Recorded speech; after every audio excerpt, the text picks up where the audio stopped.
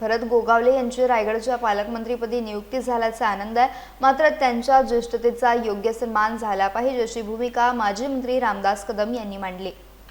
खूप समाधान वाटलं, खूप बरं वाटलं। त्याचं कारण असं आहे की भरत गोगावले हे ज्येष्ठ आहेत। हे मला वाटतं 3 वेळा निवडून आलेले आहेत। हे विधानसभेमध्ये गटनेता म्हणून त्यांनी काम केलंय। त्यांचं वय देखील 55 वर्ष 60 वर्ष आहे।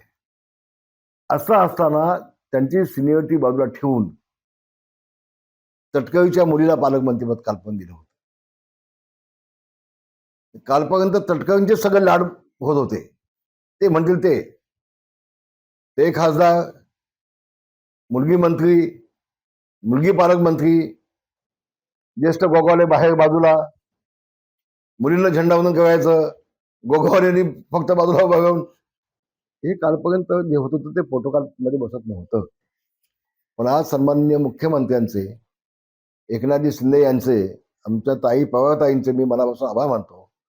एक चांगला निर्णय घेतला आणि एका ज्येष्ठ नेत्याला, ज्येष्ठ पुढाऱ्याला न्याय दिला आणि पालकमंत्रीपद रायगडला दिलं। विशेषतः रायगडमध्ये 3 आमदार शिवसेनेचे आहेत। मेजॉरिटी देखील तिथे त्या जिल्ह्यामध्ये शिवसेनेचे असताना फक्त 1 आमदार असलेल्या तटकळीच्या मुलीला पालकमंत्रीपद दिलं गेलं। कशामध्ये बसतंय? कुठंच बसत नव्हतं। पण मगाशी म्हटल्याप्रमाणे फक्त लाड हे कालपर्यंत फक्त तटकळींचेच केले जात होते। आता देखील 65 मतं राष्ट्रवादीची, तटकळींची, शिवसेनेची 450 मतं असताना विधान परिषदेच्या आमदारकीची तिकीट दिली तटकळीच्या मुलालाच। नेमकी जादू काय आहे तटकळीकडे तेच कळत नाही। ते कोणते नाशिकचे खळात बुवा काय ते अंगठी बिंगठीचं काय ते आहे प्रकरण, तिथलाच हा भाग आहे की काय असा संशय मनामध्ये येतोय तटकळींच्या बाबतीमध्ये। आता असं कसं करू शकतं मला सांगा ना? ज्या शिवसेनेकडे 450 मतं आहेत, आमदार आमच्याकडे आहेत, पंचायत समिती आमच्याकडे आहेत, जिल्हा परिषदेची मेजॉरिटी आमची आहे, असं असताना पुन्हा तटकळीच्या मुलाकडे आमदारकी जाते?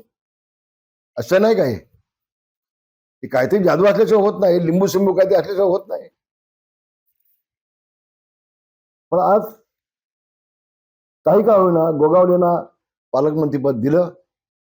मी माननीय मुख्यमंत्री आणि उपमुख्यमंत्री या सगळ्यांचे मनापासून आभार मानतो। धन्यवाद देतो।